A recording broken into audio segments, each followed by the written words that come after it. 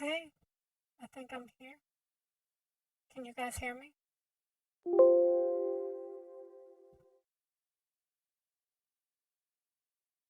Awesome. How's the volume on it?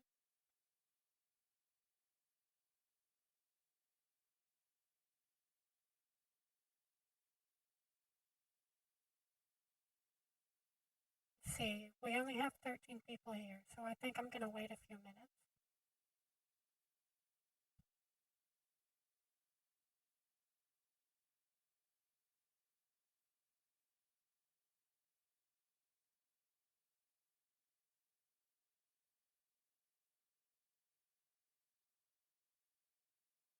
Well, I don't know, maybe not.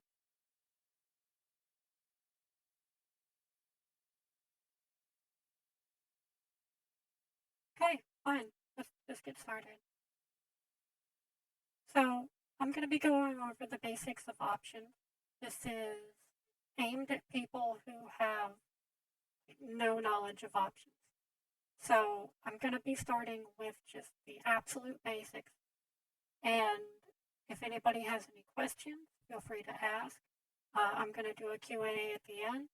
And um, anything that I can't answer, I'll try to answer next time. Hey, okay. So, what are options? Options are a type of derivative which is a security that derives its value from the value of another security.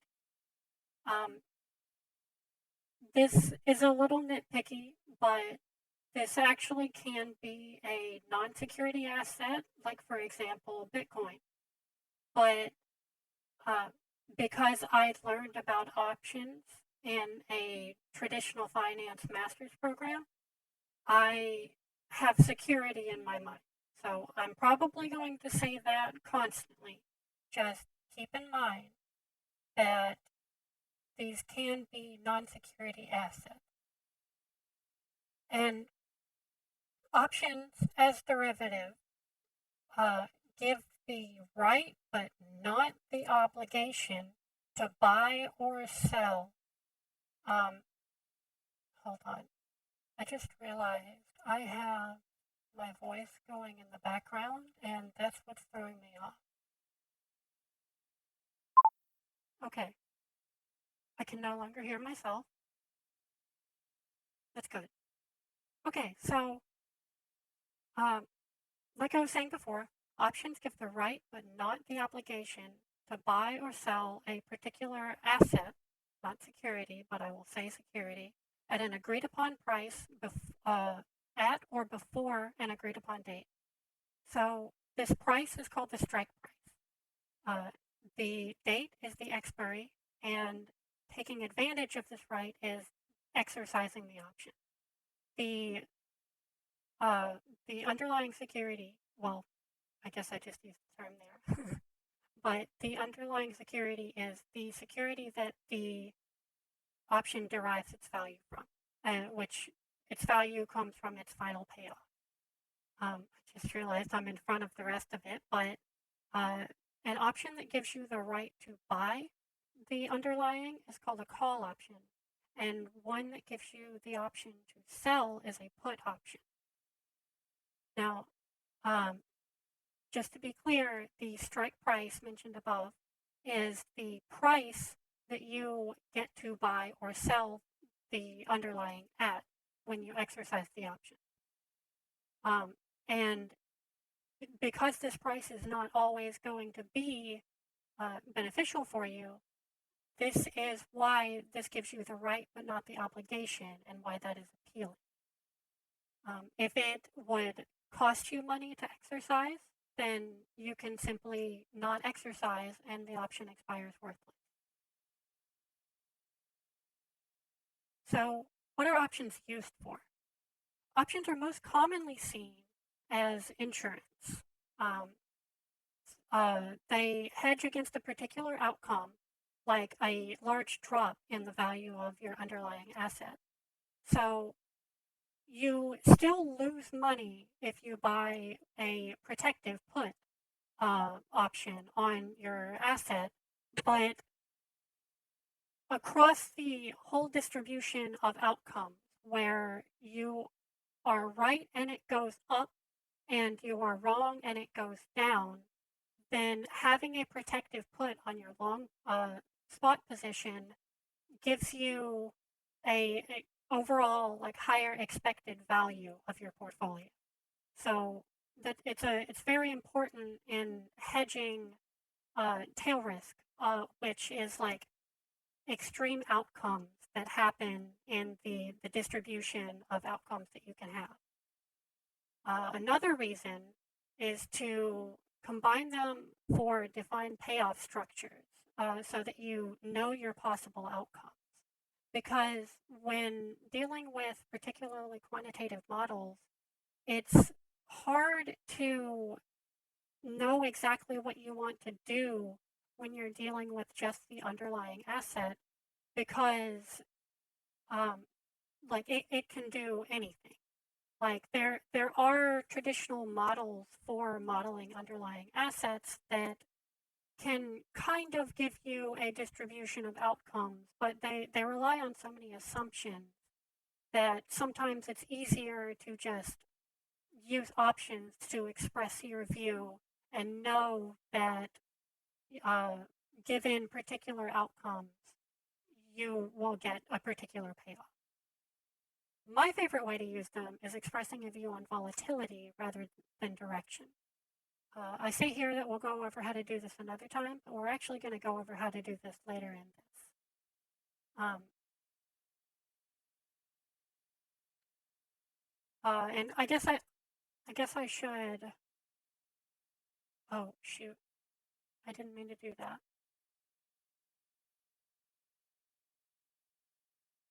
I guess I should clarify. I didn't say I said expressing a view on volatility, but I want to clarify that the alternative to this is direction, and this is the standard bet that people make when they say buy futures or something. If you are profiting off of something going up or down, then you are betting on direction. If you are profiting off of it going up or down, like either one, then you're expressing a view on volatility. This is my favorite way to use options. There are a few different types of options. The most basic is the European option. It's the one everybody learns about first because it's the simplest, and it has a payoff of the price minus the strike or for a call, or the strike minus the price for a put. You can only exercise this on the expiry date, and that is the defining factor of a European option. The most common option that you'll run into is an American option. They have the same payoff as a European option, but they can exercise at any time before or on the expiry date. So these are generally more, not generally, these are more expensive than European options because they have what's known as an early exercise premium. And this is just that um, you are able to have a better outcome in some situations by having the ability to exercise your option early. And this demands a premium on the price of an identical American option to a European option. Um, look back options are exotic options that we probably won't get much into, but I thought it was important to bring them up just to get people thinking about the different kinds of things you can do with options.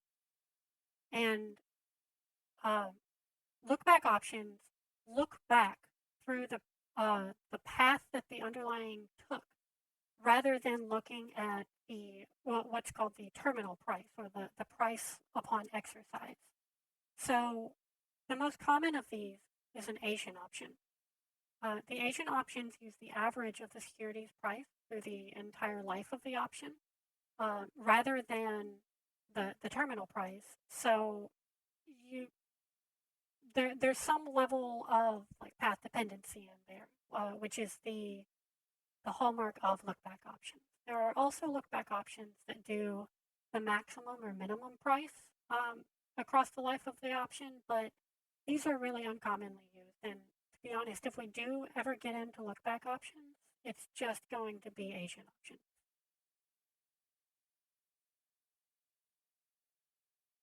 So option spreads are combinations of options that are used to create these defined payoff structures that I was talking about earlier. Um, the important thing about these is that these payoff structures are not possible when you are just trading underlyings or when you are trading single options. So they allow you to express views that you couldn't without uh, like combining options into spreads. Uh, I could be a little nitpicky on that. There are other derivatives products that allow you to produce some of these payoffs, but I'm not gonna get into that right now. The spreads I use the most are the ones here in the bottom left, the straddle and the strangle. They are what I was talking about with expressing a view on volatility. Um, so when you look here and you see A, this is strike price A, and it's the strike price for a put and a call of the same price and the same underlying. That way, when it goes down, your put pays off, and when it goes up, your call pays off. This area underneath the zero profit area represents the premium that you pay on the two options, which this is actually something I meant to bring up a little earlier. The premium is the price that you pay for the option. So the strike price is not the price that you pay for the option, it's the price that you pay for the underlying, pay or receive for the underlying when you exercise the option. The premium is what you pay to the person who sells you the option or what you receive from the person you sell an option to. So, um, the the spot here where you are at a loss is reflective of the two premiums added together. The premium that you pay for your call and the premium that you pay for your put.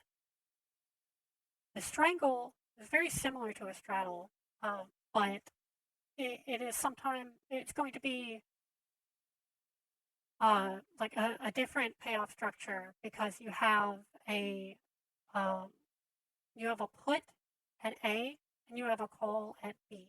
So in this whole like area between the two strike prices, you actually uh, you aren't changing the value of your total portfolio. You can see that this position stays flat between the two strike prices, but then as it moves away from the two strike prices, once you hit the point uh, of payoff for your option for the uh, the premiums that you paid for both option A and option B, you get into profit.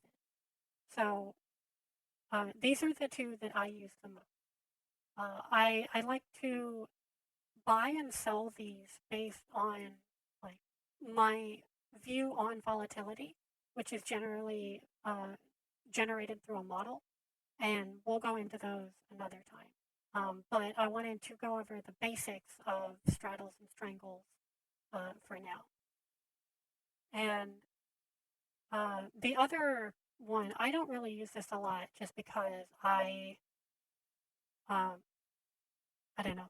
I don't do a whole lot of tail risk hedging unless it gets like things look particularly dicey. But the protective put strategy is a really common option spread. This is what I was talking about when I was saying that options are commonly viewed as insurance. And a lot of the times they're used to hedge these like large moves in your underlying. So the you can have your long position here and you have your option position here, your put. And when you combine the two payoff structures, you get your net position. And as you can see here, when you compare this to just holding your underlying, when you just hold the underlying, you lose more as it goes down past a certain point. Um, shoot. Okay. Um, but when you have the protective put on, once reaches the strike price of your put, you stop losing money on your overall position. So you make less when it goes up, but you can only lose up to a certain amount when it goes down. This can be really powerful when you're trying to smooth out the the equity curve of having a long position in something. Um, yeah, so that's actually the conclusion. Um, I had no idea how long this would take to go over. I don't normally do presentations, to be honest.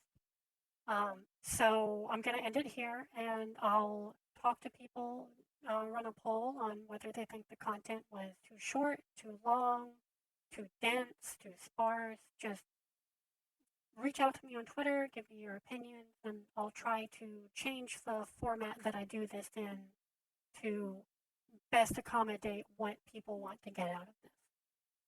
Next time, I'll go over arbitrage boundaries for single options and arbitrage relationships um, between different options, as well as probably basic pricing models for the value of an option. The most basic, anyway. I don't think I'll get into Black-Scholes next time, but I will get into the binomial pricing model if anybody wants to look that up ahead of time and prime themselves for it. So, Q&A time.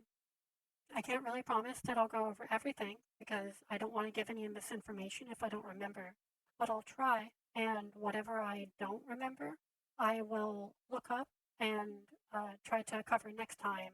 That way, I don't leave it behind.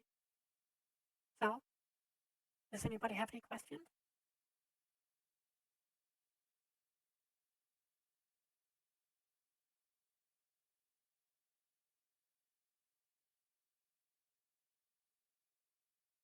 I guess it's probably a no. Well, I think I'll call it there. If anybody has any questions, feel free to reach out to me on Twitter or Discord if you have mine.